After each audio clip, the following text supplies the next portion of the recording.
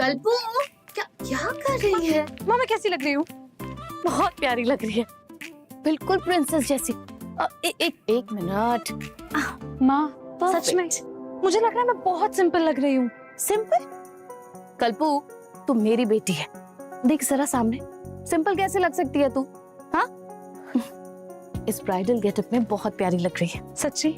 बस एक सेकेंड, मेरे बच्ची को किसी की नजर ना लगे। पापा कहाँ हैं? मुझे पापा से भी पूछना। संभल के कल्पू। राजन, ये बाहर का वरांडा है ना, उसका काम कल तक हो जाना चाहिए, ठीक है? और एक चीज, ये गेस्ट हाउस की जो पेंटिंग है वो भी एक बार चेक कर लेना, ठीक से हुई है या नहीं। लड़के वालों की तरफ से कोई कंप्लेंट नहीं आनी चाहिए। सर सब हो जाएगा अच्छे से, आप टेंशन मत लीजिए। डैडू ग्रेट, नाइस। बताओ मैं कैसी लग रही हूँ? हो लुक। माँ कह रही मैं अच्छी लग रही हूँ, बट आई डाउट। अच्छा, माँ कह रही है अच्छी लग रही हो। मेरी बिटिया, माँ बिल्कुल सच कह रही है, एकदम चांद जैसी लग रही हो तुम। Thank you. सर बिल्कुल सही कह रहे हैं मैम। आप देखना, एंगेजमेंट पार्टी में आप सबका दिल जीतोगे। Wait a second. Rajan 1 minute आना। हाँ जी। हेलो। हाँ बोलिए। कुलदीप, बंगलों का डिस्प्यूट अभी तक सॉल्व नहीं हुआ है। यह आखिरी वार्निंग है तुम्हारे लिए। अगली बार सिर्फ फोन नहीं बजेगा, तुम्हारी मौत होगी। धमकी दे रहा तू मुझे? तेरी इन बातों से मैं नहीं डरता, समझा? जा, जो करना है कर ले। कुलदीप क्या है ये कॉल्स मजाक नहीं होती कुलदीप, मैंने पहले भी कहा है पुलिस कंप्लेन करते हैं। Relax Mitali, relax. मैंने सीआईडी को ऑलरेडी बता चुका हूँ। I just need to get some fresh air, okay? मैं अपने मेडिटेशन रूम में जा रहा हूँ।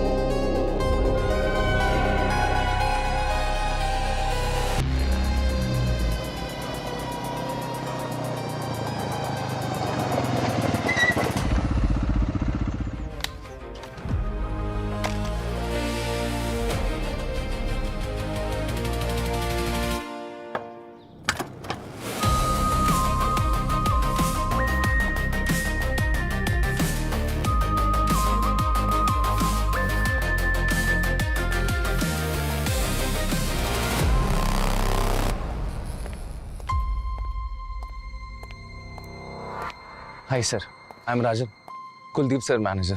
कुलदीप जी कहाँ हैं? मुझे उनसे कुछ बात करनी थी, जरूरी बात है। सर आपको आने में थोड़ी देर हो गई, जिस बात का डर था सर वही हो गया। What? कहाँ है? सर आइए।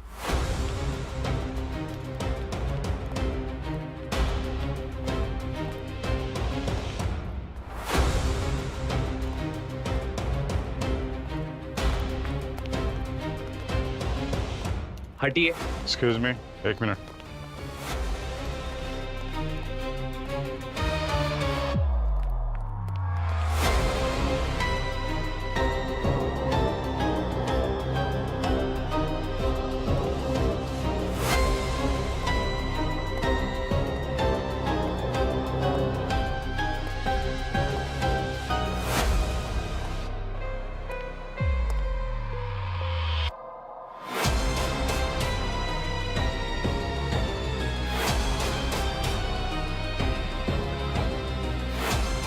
कब हुआ ये? सर अभी कुछ घंटे पहले।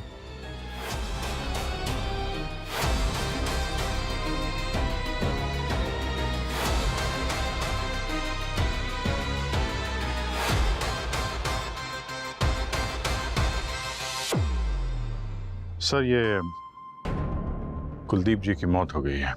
ओके ओके सर, या आखिरी बार कब देखा था तुमने कुलदीप जी को? सर आखिरी बार तो कुलदीप जी को प्रभाकर ने ही देखा था। ये सर का बॉडीगार्ड है। कुलदीप जी के मेडिटेशन रूम में आने से ठीक पहले क्या हुआ था? सर आज शाम को 4 बजे से थोड़ा पहले सर लिविंग रूम से निकले और कॉरिडोर से होते हुए अपने मेडिटेशन रूम में आए। उन्होंने दरवाज़ा बंद कर दिया, मैं रोज की तरह बाहर ही खड़ा रहा। पर सर वैसे सर का मेडिटेशन सेशन 20 मिनट का होता है, पर इस बार 40 से 45 मिनट हो गए और कुलदीप सर बाहर नहीं आए। कुलदीप सर ने आज तक ऐसा नहीं किया। ये सब मुझे खटका सर। कुलदीप सर, सर आप ठीक तो है ना? क्या हुआ प्रभाकर? सर को 40 से 45 मिनट हो गए। वैसे तो अक्सर सर 20 मिनट में आ जाते हैं, अभी तक बाहर ही नहीं निकले। कुलदीप सर, मुझे लगता है हमें दरवाजा तोड़ना पड़ेगा। हाँ ठीक है।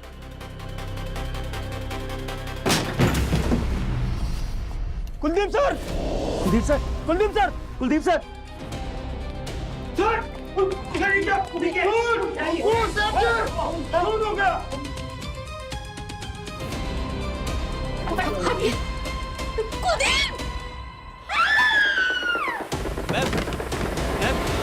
पर सर समझ में नहीं आ रहा कि ये सब कैसे हुआ। राजन, तुम कहाँ थे जब ये सब हुआ? सर मैं तो अपने स्टडी रूम में था। सर के नेक्स्ट डे का स्केड्यूल बना रहा था और जब सर काफी देर तक बाहर नहीं आए तो मेडिटेशन रूम के बाहर आया। ठीक है, आप लोग जरा बाहर जाइए।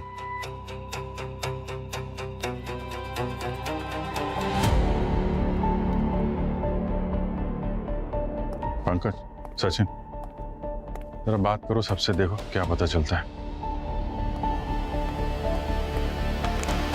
ये एंट्री के हिसाब से तो बहुत सारे लोग आए यहाँ पर। हाँ साहब, वो कल्पना बेबी की एंगेजमेंट का माहौल है ना, तो घर की मरम्मत और डेकोरेशन का काम चल रहा है, इसलिए बहुत सारे लोग आए और गए। किसी की एंट्री मिस तो नहीं हुई? नहीं सर, मुझे बहुत सालों का तजुर्बा है, मेरी आंखों से बचकर कोई नहीं जा सकता। और अगर आंख बंद हो गई तो? क्या मतलब सर? मतलब ये है कि तुम यहाँ पर ड्यूटी कर रहे हो, नींद आ गई, सो गए और कोई अंदर घुस गया, ऐसा कुछ हुआ है? नहीं सर, मैं ड्यूटी के टाइम पे कभी नहीं सोता हूँ। ये बंगले में आने का और कोई रास्ता है? ये एक ही रास्ता है सर। कमरे के अंदर आने जाने के लिए सिर्फ यही एक दरवाजा है और उसके बाहर बॉडीगार्ड प्रभाकर खड़ा हुआ था। और सर ये दरवाजा अंदर से बंद था। यहाँ अंदर भी कोई सीक्रेट रास्ता वगैरह तो दिख नहीं रहा है। सिर्फ यहाँ पे एक खिड़की है, उस पे भी ग्रिल लगी हुई है। अच्छा ये बताओ कि उस 40 से 45 मिनट के दौरान कमरे में कोई आया था या फिर कमरे से कोई बाहर गया, या फिर तुम कमरे की निगरानी छोड़कर कहीं गए थे? नहीं सर, मैं दरवाजा छोड़कर एक पल के लिए भी नहीं हिला। ना कोई अंदर आया और ना ही कोई बाहर गया। सर फिर ये खून हुआ कैसे और किया किसने होगा? क्योंकि इस कमरे में ऐसी कोई सीक्रेट जगह भी नहीं है जहां कोई छुप सके। यहाँ पे कुछ पेंट की स्मेल आ रही है। सर ये यहाँ पर तो रेनोवेशन का काम चल रहा है, वहीं से आ रही हो? नहीं, अंदर इस तरफ नहीं, यहाँ खिड़की से आ रही है। लगता है ये अभी हाल ही में पेंट हुआ है। सर, हाँ? सही है, देखिए सर, कुलदीप जी के चेहरे पे, कलाई पे और उंगलियों पे अरोमा ऑयल के पैचेस हैं। तो अरोमा ऑयल तो यहाँ है ना, कितना सारा। और फिर अरोमा ऑयल की बोतल भी यहाँ रखी है। ये अरोमा ऑयल डिफ्यूजर में डालते समय उनके हाथ में लग गया होगा। पर सर कोई चेहरे पे अरोमा ऑयल क्यों लगाएगा? ये ऑयल कुलदीप जी ने अपने चेहरे पे नहीं लगाया है, खूनी ने लगाया है। कैसे सर? ये देखो, खिड़की की हालत देखी।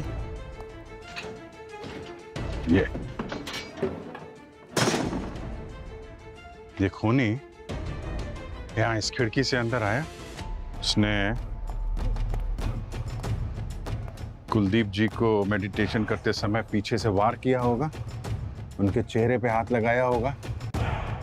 हाथापाई के दौरान तो शायद वो पेंट इनके मुंह पे लगा होगा और शायद वो पेंट निकालने के लिए यहाँ से अरोमा ऑयल का इस्तेमाल किया, उनके हाथ का पेंट निकाला और चेहरे का पेंट निकाला।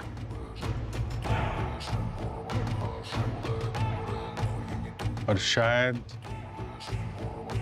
कुलदीप जी की बॉडी में से सोना भी लेके चला गया। सोना?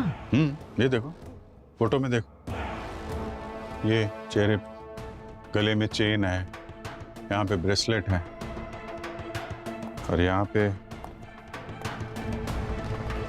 ब्रेसलेट, चेन सब गायब है। सर, मान लेते हैं कि खूनी इस खिड़की से आए, पर ये कमरा तो हायर फ्लोर पे है और ये दीवार भी प्लेन है, कोई सपोर्ट भी नहीं है जिसे पकड़कर वो चढ़ के आए। फिर ये कैसे ऊपर आया? नीचे से नहीं आया तो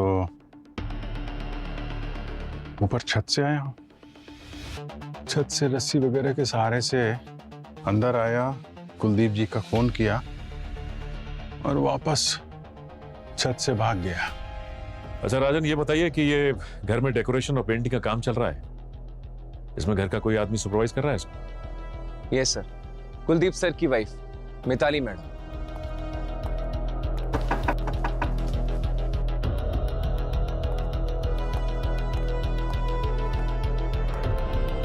मैम, वो सीआईडी वाले कुछ बात करना चाहते हैं आपसे। अभी कैसी तबीयत है कल्पना की? अभी भी बेहोश है सर।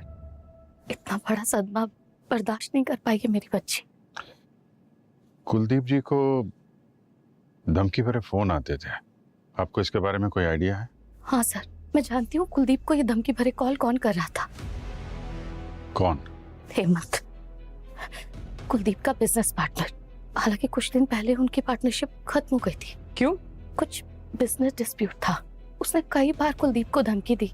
मैंने कुलदीप को कहा भी कि इस बारे में पुलिस में कंप्लेन करते हैं, तो उन्होंने कभी भी मेरी बात को सीरियसली लिया ही नहीं। और अब देखिए ये सब हो गया।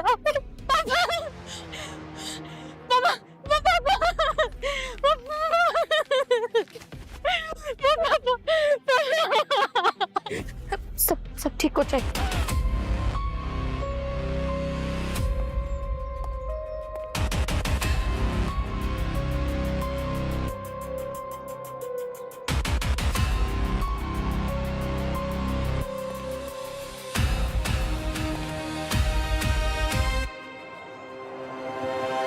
सर, टेरेस पे तो कहीं भी कोई रस्सी का निशान नहीं है, ना ही कोई टूटी रस्सी, ना किसी तरह का कोई हुक लगा हुआ है।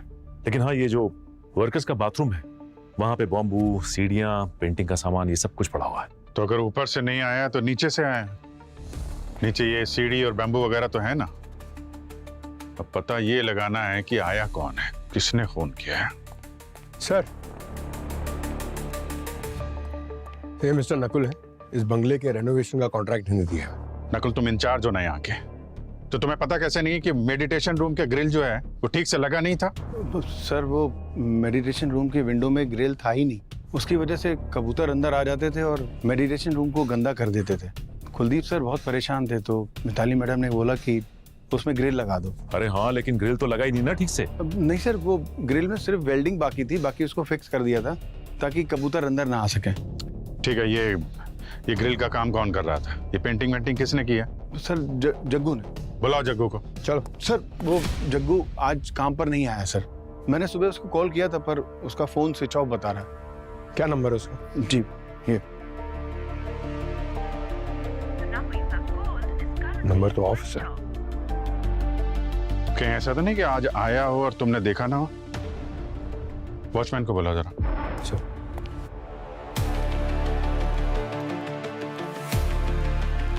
सर, रजिस्टर में तो एंट्री नहीं है। वृंदा जी, क्या है ये सब? हाँ? नकुल ने तो बताया कि आज सुबह जग्गू यहाँ पर आया था। तुमने रजिस्टर में एंट्री क्यों नहीं की? सर, 1 मिनट, जब तक बोलने को ना कहा जाए ना, चुपचाप खड़े रहो। क्या हो रहा है यहाँ पे? हाँ?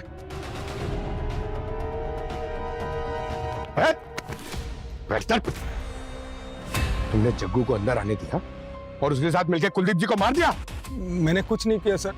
देखो वृंदा जी, मर्डर केस है, बहुत लंबा फंस हो गया, इसलिए बेहतर होगा जो कुछ सच है बता दो। सर, बस मैं 20 मिनट के लिए गेट पे सो गया था। हो सकता है सर कि उसी समय जग्गू बंगले के अंदर आया। फिर क्या हुआ? मैडम, फिर मेडिटेशन रूम का जब दरवाजा टूटा, उसकी आवाज से मेरी आंख खुली। तो हो सकता है सर, जब इसकी आंख लगी उसके बीच में ये जग्गू आया अंदर मेडिटेशन रूम में और खून करके निकल गया। नकुल जी, अपने एम्प्लॉयज की सब आइडेंटिफिकेशन वगैरह रखते हैं ना, आधार कार्ड वगैरह? हाँ सर, वो सारा डिटेल बिंद्रा जी के पास दे दिया था मैंने। पूर्वी ये आधार कार्ड लो जग्गू का बिंदा से और पता लगाओ, डिटेल्स निकालो उसकी। आधार कार्ड दो। सर चलिए। और पंकज, आज सुबह से बंगलों में जो जो लोग भी आए हैं ना, सबकी लिस्ट बनाओ। फिंगरप्रिंट्स, आइडेंटिफिकेशन, सबकी डिटेल्स निकालो। बॉस, ये कुलदीप की स्किन का सैंपल है और इस पे मुझे पेंट के स्टेन मिले हैं। कुछ नया बता यार साळुंखे। इस पे मुझे स्टेरिक एसिड के ट्रेसेस भी मिले हैं। ये है नया। Stearic acid? और ये सर किस में इस्तेमाल होता है? पूर्वी वैसे तो ये स्टेरिक एसिड हर पेंट में थोड़ा बहुत होता है, लेकिन यहाँ पर बात कुछ अलग है। यहाँ पर विंडो के जो ग्रिल हैं और जहाँ कहीं भी ये रिनोवेशन के लिए पेंट हुआ है, वहां पर इस स्टेरिक एसिड के ट्रेसेस मुझे नहीं मिले। सॉरी सर, मैं कुछ समझा नहीं। मैं समझाता हूँ पंकज। दरअसल खूनी ने ये पेंट स्टेन हटाने के चक्कर में ये स्टेरिक एसिड इस कुलदीप की बॉडी पर छोड़ दिया। अरे सर, अभी तो आपने कहा कि वो एसिड ग्रिल या पेंट के सैंपल से मैच नहीं हुआ। ये भी हो सकता है कि ये स्टेरिक एसिड मर्डर वेपन से आया हो इसके शरीर में।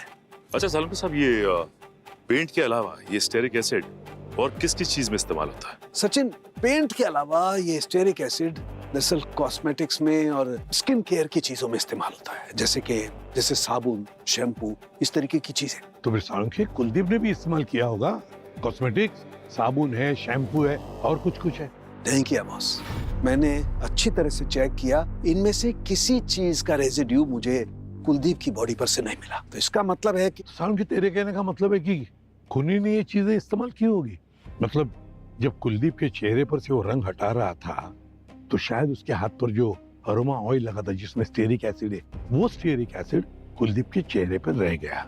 राइट। एक बात और बॉस, मुझे लगता है खूनी प्रोफेशनल नहीं है। क्या मतलब? मतलब ये कि इस पर जो वार हुआ है, इसके घाव ये बताते हैं कि ये एकदम प्रिसीशन के साथ नहीं किया गया, सटीक वार नहीं है।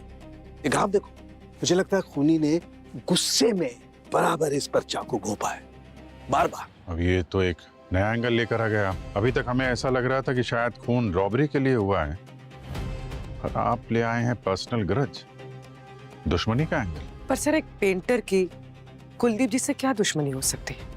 हो सकता है कि किसी ने पेंटर का इस्तेमाल किया हो खून करवाने के लिए, अपनी दुश्मनी निकालने के लिए।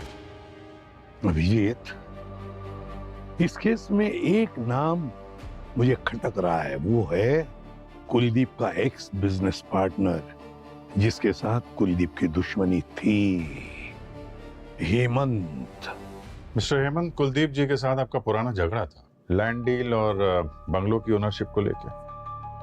आप सही कह रहे हैं। जब हमने बंगलो को खरीदा था तो हम दोनों पार्टनर्स थे और हम वहां बंगला तोड़कर बिल्डिंग बनाना चाहते थे, और कुलदीप ने बंगलो पे कब्जा कर लिया, जबकि उस प्रॉपर्टी में 50% का मैं मालिक था। कोई प्रूफ है आपके पास? दिखाता हूं, ये देखिए। जो बिल्डिंग हम बनाना चाहते थे उसकी ये ब्लूप्रिंट है। ये जो है वो हम दोनों के बीच का एग्रीमेंट है, और कुछ फोटोज भी हैं। फोटोज देखिए, आप भी देखिए। उन्होंने आपसे ये बंगला हड़प लिया, इसलिए आप उन्हें बार बार धमकी दे रहे थे और फिर उनका खून कर दिया? अरे नहीं सर, मैं तो उसको बस ये जताना चाहता था कि ये जो प्रॉपर्टी है उसमें 50% का मालिक मैं भी हूँ। मैं बस उसे धमकाना चाहता था, मारना नहीं चाहता था। पर मर तो गए ना वो। हो सकता है कि आप उन्हें मारना ना चाहते हो, किसी और से मरवा दिया हो ताकि आपके हाथ दाग में लगे। मैं उससे नफरत जरूर करता था और मैं ये भी चाहता था कि उसके जैसा जलील इंसान मर जाए, लेकिन इसका ये मतलब नहीं हुआ कि मैंने उसे मारा है। हम सिर्फ सबूत पे बिलीव करते हैं हेमंत जी, और सबूत झूठ नहीं बोलते। सबूत है तो सबूत लेके आओ। अगर तुम दोनों को लगता है कि मैंने कुलदीप को मरवाया है, तो प्रूफ लेके आओ। प्रूफ मिलने में ज्यादा टाइम नहीं लगता है हेमंत जी। एक बार जिससे खून करवाया है वो पकड़ा गया तो असली खूनी का चेहरा सामने आ ही जाएगा। हाँ, तो उसी समय आना। ठीक है, हम ये फोटोग्राफ, ब्लूप्रिंट्स वगैरह अपने साथ लेके जाएंगे।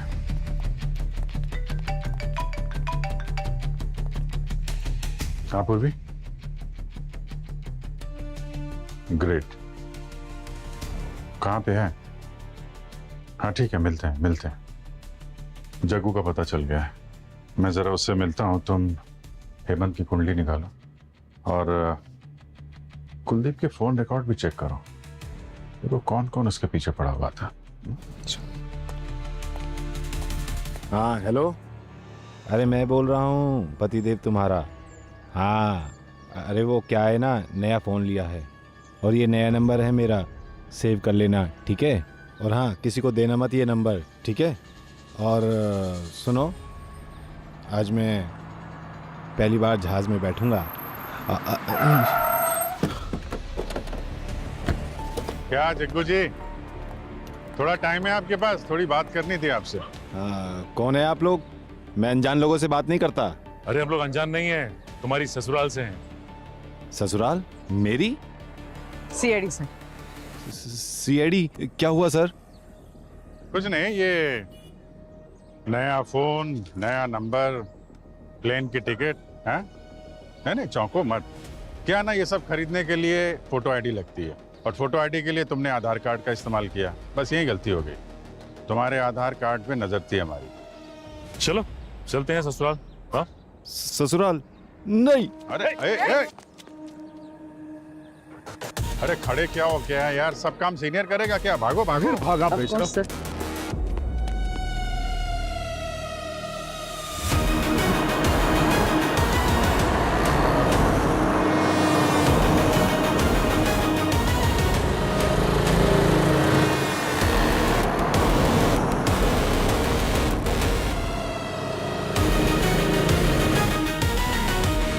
अरे यार, अरे सर सॉरी सर, गलती होगी। तुम्हारे ऊपर कुलदीप जी के मर्डर का इल्जाम है, समझे? मैं क्यों मारूंगा उन्हें सर? मेरी क्या दुश्मनी है उनसे? अरे दुश्मनी नहीं है, दोस्ती है, लेकिन पैसों से। सर आप लोग सर फंसा रहे हो मुझे खून के इल्जाम में। फंसा नहीं रहे, तेरी उंगलियों के निशान मेडिटेशन रूम की खिड़की से मिले, समझा? वो तो सर इसलिए क्योंकि मैंने वो खिड़की पेंट की थी ना सर। और जानबूझ के तुमने ग्रिल ठीक से नहीं लगाई ताकि उसी रास्ते से वापस आ सको और कुलदीप जी की हत्या करके निकल सको। नहीं सर, वो मुझे ऐसा करने के लिए कहा गया था। वहाँ पर कुछ सोल्डरिंग का काम बाकी था और एक पेंट की कोटिंग भी होनी थी उस पर सर, इसलिए वो ऐसा छोड़ा। काम पे क्यों नहीं आया कल फिर? सर वो आया था सर, थोड़ा लेट हो गया आने में। जैसे ही वो घर में पहुंचा, देखा एक कमरे में ज्वेलरी पड़ी है और वहाँ आसपास कोई नहीं था सर, तो वो ज्वेलरी मैंने उठाई और मैं वहाँ से निकल गया सर।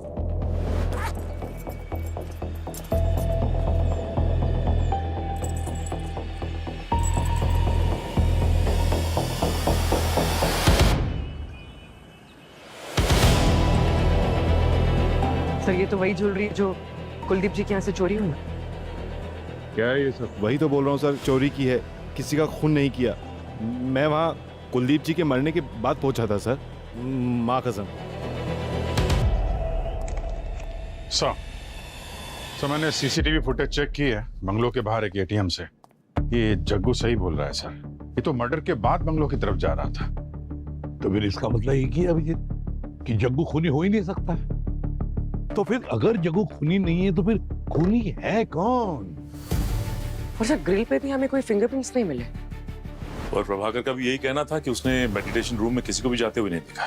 पर अगर कोई ग्रिल या विंडो के रास्ते नहीं घुसा है तो बंद कमरे के अंदर घुस के तो कुलदीप जी को मार के कौन निकल सकता है? वही तो सर।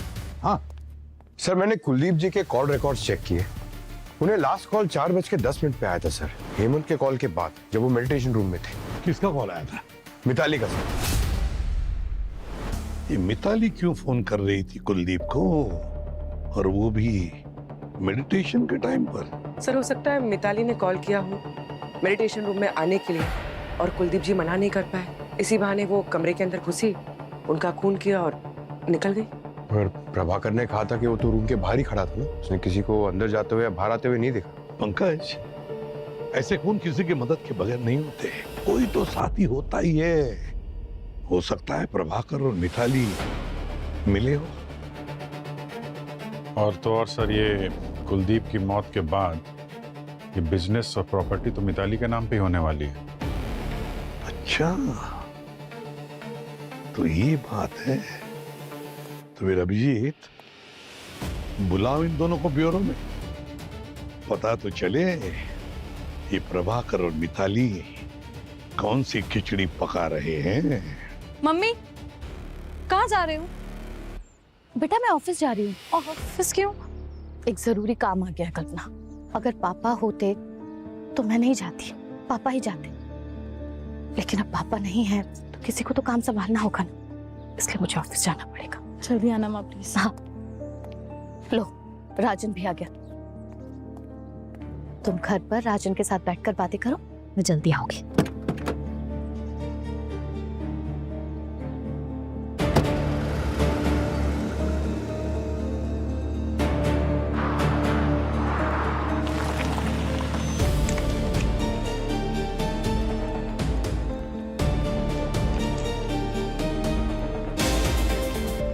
क्या बात है मिताली जी, बहुत जल्दी है आपको बिजनेस संभालने की?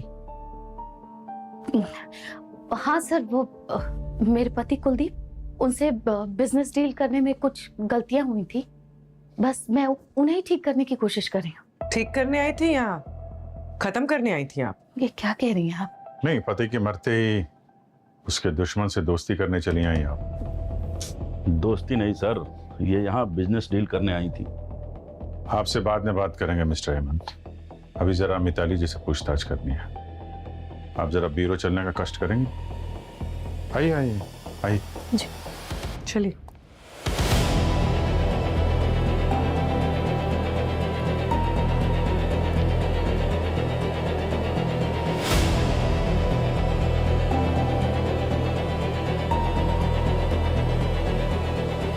मिताली जी, एक बात बताइए, जब कुलदीप मेडिटेशन रूम में था तब आपने उसे फोन किया क्यों?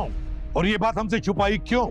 क्योंकि उस कॉल का इस केस से कोई लेना देना नहीं था। लेना देना है या नहीं वो हम डिसाइड करेंगे मिताली जी। हम तो कहते हैं कि आपने प्रभाकर के साथ मिलकर कुलदीप को मारा है। ऐसा क्यों किया प्रभाकर तुमने? अपने ही बॉस का फोन कर दिया? नहीं, झूठ मत बोलना, तुम्हारे फिंगरप्रिंट्स मिले हमें बॉडी के ऊपर। सर मैंने नहीं मारा सर को, और मैं उन्हें क्यों मारूंगा? और फिंगरप्रिंट्स जब मैंने उनको छुआ तब लग गए होंगे। तो फिर मिताली मैडम ने ऐसा क्यों कहा कि तुम्हारा बहुत बड़ा झगड़ा हुआ था कुलदीप के साथ? तुमने जान से मारने की धमकी दी थी उन्हें? नहीं सर, ऐसा तो कोई झगड़ा नहीं हुआ था। वो झूठ बोल रही है। वो ऐसा क्यों बोले? सर वो फंसाना चाहती है मुझे, और मुझे तो पूरा डाउट है कि मिताली मैडम ने ही मर्डर किया है। ऐसे क्यों? क्योंकि सर के मरने के बाद मिताली मैडम ने सारा का सारा बिजनेस टेक ओवर कर लिया। सर मुझे ना पक्का डाउट है कि पैसों के लिए मिताली मैडम जी ने ही सर को मारा होगा। मैंने कुलदीप को कॉल किया था क्योंकि मैं कुलदीप को याद दिला रही थी कि हमारे समधी आने वाले हैं जिन्हें लेने के लिए हमें एयरपोर्ट जाना है। वाह रे वाह, और एक नई कहानी। तो जब कुलदीप का खून हुआ उस वक्त आप कहाँ थी? मैं, मेरी बेटी कल्पना, हम दोनों वीडियो कॉल पर थे इवेंट मैनेजमेंट कंपनी के मैनेजर के साथ। सर 2 महीने में मेरी बेटी की शादी होने वाली है। शादी की तैयारियों के बारे में ही हम मैनेजर से बात कर रहे थे। आप लोग चाहे तो मैनेजर के साथ क्रॉस चेक कर सकते हैं। वो तो हम क्रॉस चेक कर ही लेंगे मिताली जी, लेकिन जब तक हमारा इन्वेस्टिगेशन पूरा नहीं हो जाता आप शहर छोड़कर कहीं नहीं जाएंगे, समझिए आप?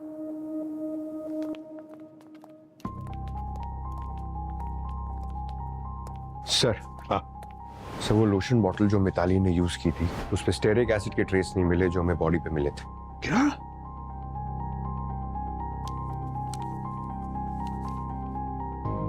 अभिजीत, ये जो है ये ब्लूप्रिंट, ये पुरानी बंगले की ब्लूप्रिंट है जो हमें हेमंत ने दी थी। अब इस ब्लूप्रिंट में देखो, बंगला और मेडिटेशन रूम अटैच थे, कनेक्टेड थे।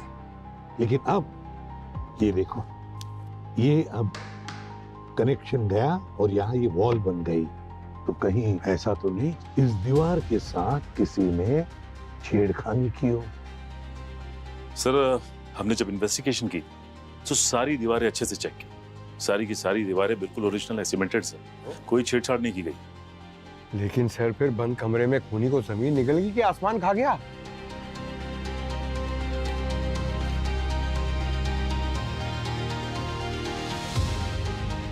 क्या ऐसा हो सकता है कि इस बंद कमरे में कोई आया ही नहीं और ना कोई गया है? मतलब सर? मतलब पूर्वी, ये भी हो सकता है कि खूनी पहले से ही इस बंद कमरे में मौजूद था और फिर खून करने के बाद उस बंद कमरे से गया नहीं, वहीं पर रहा उस बंद कमरे में। सर थोड़ा डिटेल में बताइए ना। Please sir. पंकज, ये है बंगलों के उस कमरे की पुरानी फोटोग्राफ जब बंगला सेल पर था।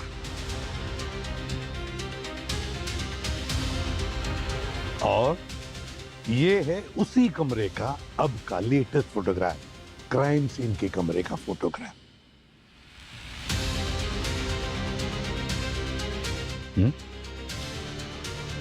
ध्यान से देखो पंकज, इन दोनों फोटोग्राफ में कोई एक चीज है जो मिसिंग है।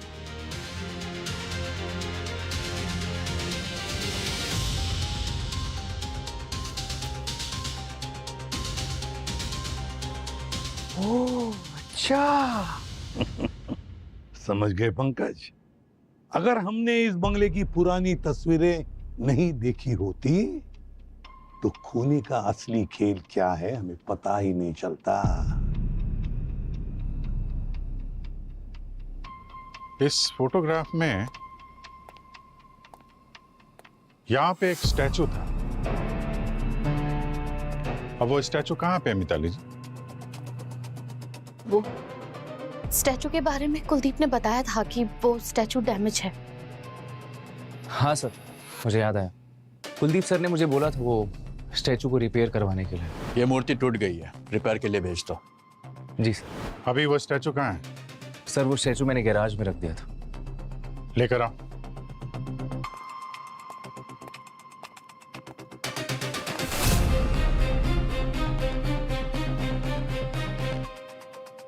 प्रभाकर। जी सर। कुलदीप जी के मरने के बाद जब तुम लोग दरवाजा तोड़ के अंदर आए तो ये स्टैचू यहाँ पे था?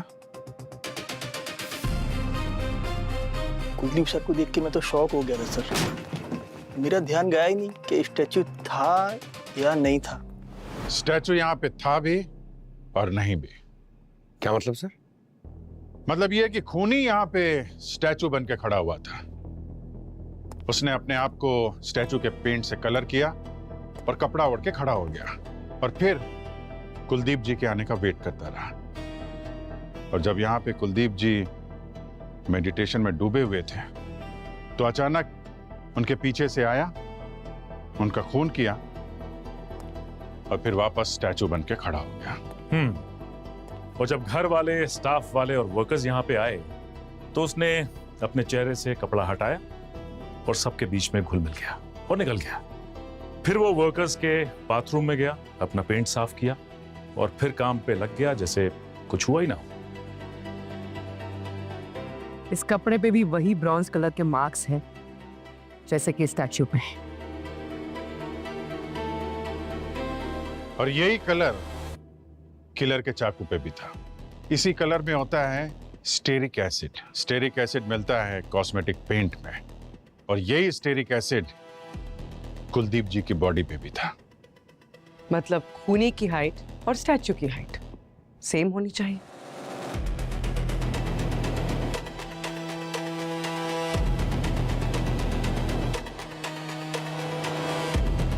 अब सवाल ये उठता है कि किस किस की हाइट स्टैचू की हाइट से मैच करती है।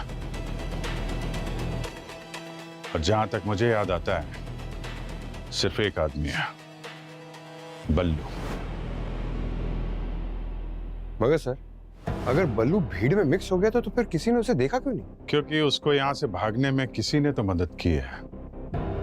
और अब वो कौन है ये तो बल्लू ही बताएगा।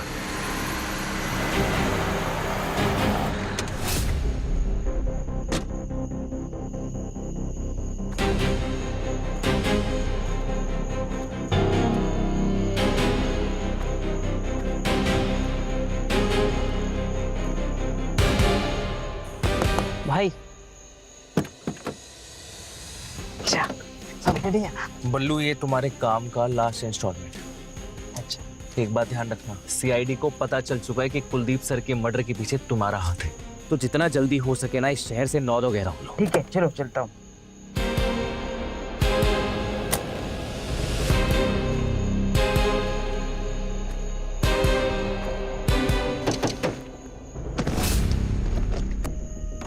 क्यों बे बल्लू के बच्चे, कहाँ भाग रहा है? जब तुझे मालूम है आज नहीं तो कल पकड़ा ही जाएगा, तो क्यों परेशान कर रहा है? सर मैंने कुछ नहीं किया सर। तूने क्या किया है क्या नहीं सब मालूम है हमें। कहाँ भाग रहा था? हाँ? इतने सारे पैसे किसने दिए तुझे? आप लोग मुझ तक पहुंचे कैसे? ये टेम्पो का पीछा करते हुए, समझा? ये तेरे दोस्त का टेम्पो है ना, वो पेंट वाला जिसने तुझे पेंट दिया था? हाँ?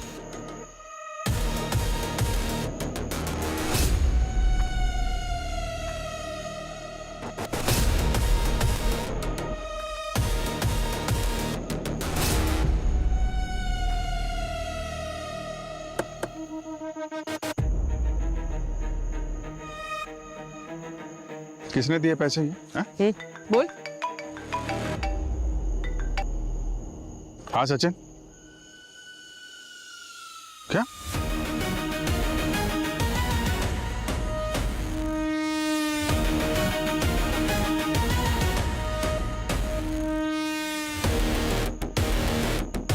हाँ पंकज। सर, राजन मर गया सर।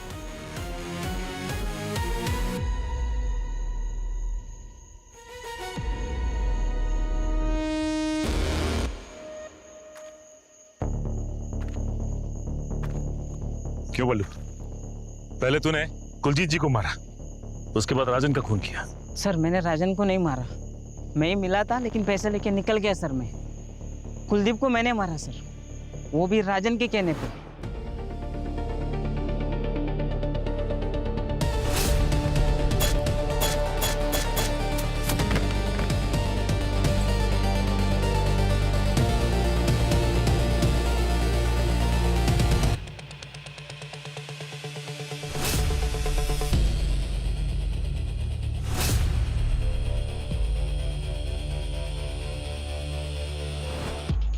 राजन के कहने पे कुलदीप को मारा इसने,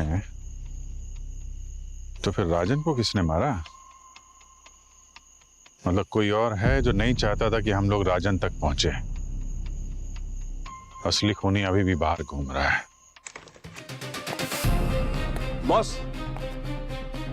बॉस टेस्ट रिपोर्ट से पता चला है कि राजन की मौत जहर से ही हुई है।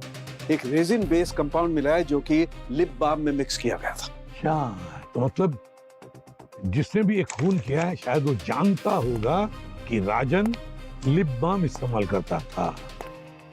सर, राजन का लैपटॉप मिला है, पासवर्ड प्रोटेक्टेड है, वो क्रैक कर रहे हैं, पर उसके लैपटॉप बैग में एक गिफ्ट बॉक्स मिला है, इसमें एक डायमंड पेंडेंट है।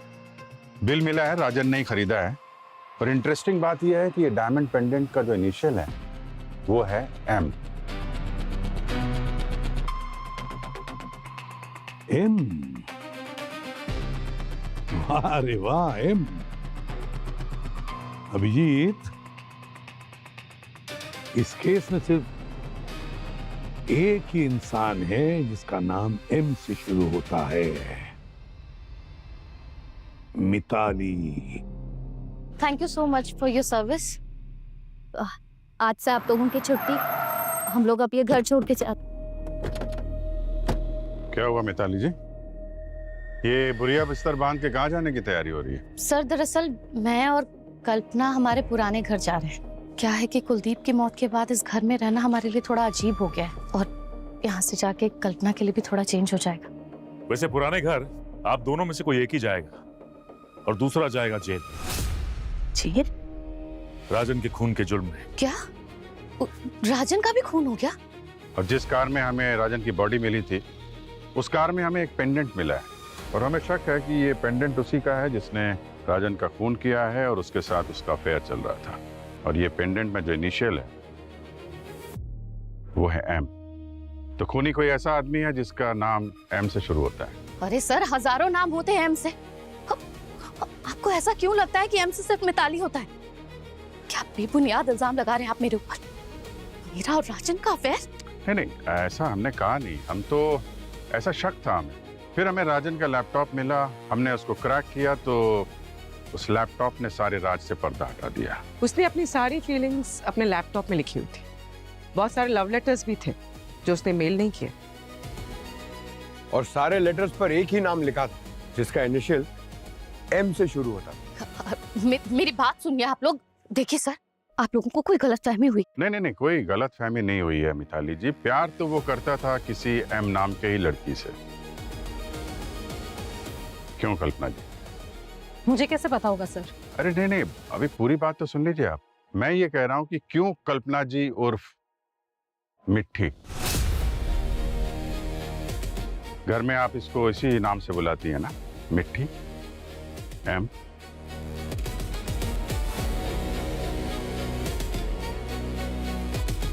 हमें तुम्हारे कॉलेज के लॉकर से ये जहर की शीशी मिली। ये वही जहर है जो तुमने राजन के लिप बाम में मिलाया था। बस बहुत हो गया कल्पना। अब ये बताओ कि तुमने राजन को क्यों मारा, जिससे तुम प्यार करती थी? मैं प्यार नहीं करती थी राजन से। वो चाहता था मुझे, इसलिए मैंने अपने फायदे के लिए उसका इस्तेमाल किया। मिट्टी से अपनी दिल की बात जब भी करने जाता हूँ, पता नहीं क्यों डर जाता हूँ। समझ नहीं आता उसे कैसे कहूँ कि मैं उससे प्यार करता हूँ।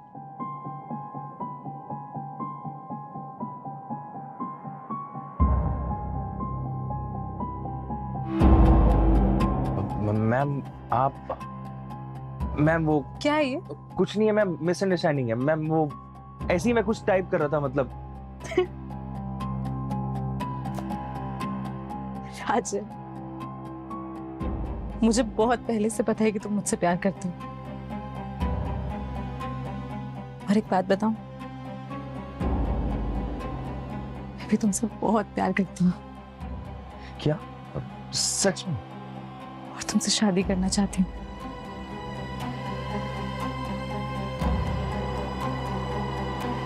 लेकिन कैसे होगा?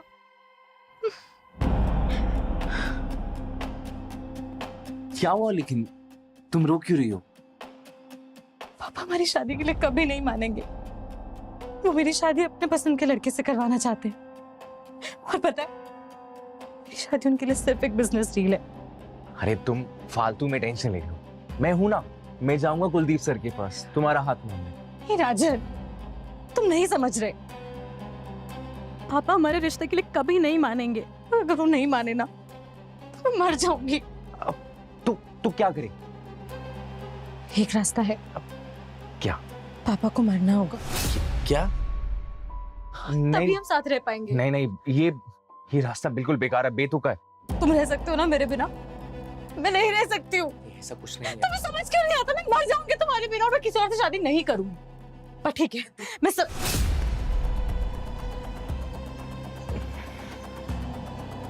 ठीक है, तुम कह रही हो तो कुलदीप सर को मरना होगा। मैंने राजन का इस्तेमाल किया ताकि पापा मुझे शादी में ना धकेल सके। राजन ने बल्लू की मदद से पापा का खून किया। लेकिन जब मुझे पता चला कि राजन भी एक्सपोज होने वाला है तो मैंने उसको भी रास्ते से हटा दिया, वरना मैं भी पकड़ी जाती। और तुम राजन से शादी क्यों नहीं करना चाहती थी?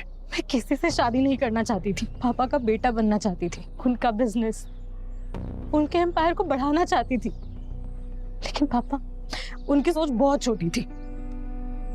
लड़की है, पढ़ाई करके शादी करेगी, कि बस इस सोच को बदलना चाहती थी मैं।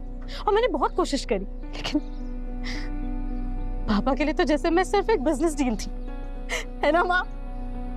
सर, हम लड़कियों की अपनी कोई लाइफ नहीं होती क्या? अपना वजूद, अपना से कुछ नहीं होता। सारी जिंदगी बस मर्दों की सुनते रहो। ऐसा कर, वैसा कर, ऐसा मत कर, वैसा मत कर। हर वक्त मेरी भी अपनी लाइफ है। लाइफ को अपने तरीके से जीना चाहती थी। चाहती थी कि जो मैं करना चाहती हूँ मुझे करने को मिले। हमें भी बोलने का हक है, अपने तरीके से अपनी लाइफ को जीने का हक है। कल्पना, हक है, और आज के जमाने में हक सबको है। हाँ, अगर कुछ दकियानूसी लोगों से हक की लड़ाई लड़नी पड़े तो उसके भी रास्ते हैं, लेकिन जो रास्ता तुमने चुना वो गलत था। तुम्हारे इस फैसले ने तुम्हारी पूरी जिंदगी बर्बाद कर दी। अब बाकी की बची हुई जिंदगी जेल की सलाखों के पीछे काटनी पड़ेगी तुम्हें।